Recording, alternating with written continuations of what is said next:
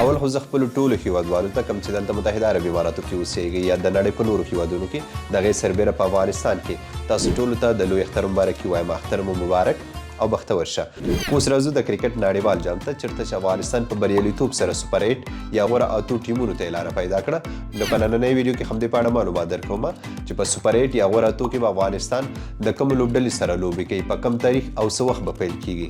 افغانستان د کرکټ شل ورځو نړیوال جام په سوپر 8 یا په غوره اتو ټیمونو کې به 3 لوبې ترسره کوي چې لومړۍ لوبه د هندوستان سره د دې میاشتې مطلب د جون میاشتې په 20 تاریخ د افغانستان پر وخت ماښام 9 بجې پیل کیږي. دوهمه لوبه بیا د دې میاشتې مطلب د جون میاشتې په 23 تاریخ د استرالیا سره د سهار په 5 بجو پیل کیږي. دریمه لوبه بیا د بنگلادیش سره ده کومه چې د دې میاشتې په 25 تاریخ سهار په 5 بجو پیل کیږي. دا کوم وختونه چې ما درته یاد کړل د افغانستان وختونه دي.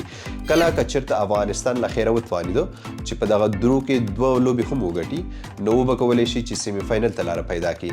دا ټولې لوبې په ویسټ انډیز کې ترسره کیږي او تاسو کولی شئ چې په افغانستان کې د اریانا تلویزیون څخه په ژوندۍ بڼه وګورئ. که چېرته افغانستان له خیره وتوانېدو چې سیمي فاینل ته لاره پیدا کړي نو هغې تقسیم اوقات په اړه به بیا زه بله ویډیو درته جوړه کړم. خو که چیرې الله مهربان شو مونږه سیمي فاینل ته لاره پیدا کړه.